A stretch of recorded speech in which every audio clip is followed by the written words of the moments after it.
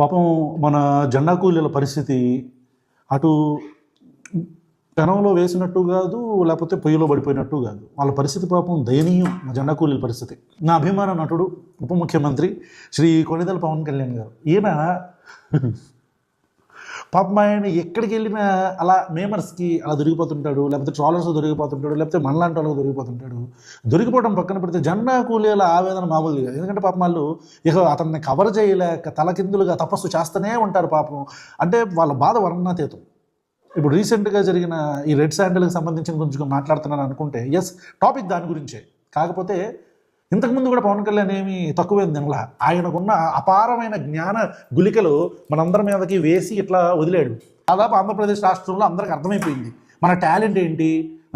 Weekend అవ్వగానే మనం చక్కగా వచ్చి గన్ను పట్టుకొని, రైఫుల్ పట్టుకొని అటు ఇటు, పొద్దున్న అక్కడ, మధ్యాహ్నం అక్కడ, సాయంత్రం అక్కడ, పొద్దున్న హైదరాబాద్లో అది అసలు మామూలు జలసాలు కాదు బాబా. అవి మామూలు జలసాలు కాదు. ఫస్ట్ ఒక రాష్ట్రంలో, లంచ్ ఒక రాష్ట్రంలో, డిన్నర్ మళ్ళీ బ్యాక్ టు పెవిలియన్. ఆ గన్నవరం ఎయిర్పోర్ట్లో చక్కగా చేపలు రెడీగా ఉంటాయి రోజు రాత్రి ఇంటికి పోవటానికి. ఇది మనకి కాదుగా డబ్బులు, ప్రజలే తినండి.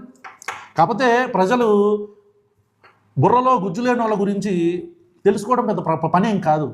అర్థమైపోవట్లా, మనకు మనమే బయట పెట్టుకోవట్లా.